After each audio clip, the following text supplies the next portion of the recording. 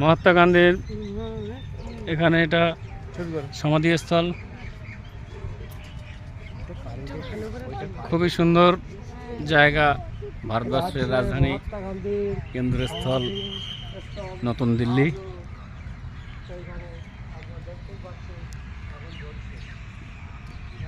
এখানে একটা light system আছে, ফুল দেওয়া আছে, হে রাম লেখা আছে। মহাত্মা গান্ধী যখন মারা যান তখন ওনার মুখ দিয়ে একটাই আওয়াজ বেরিয়েছিল, হে রাম। যখন গুলি করে নাথুরাম গডসে।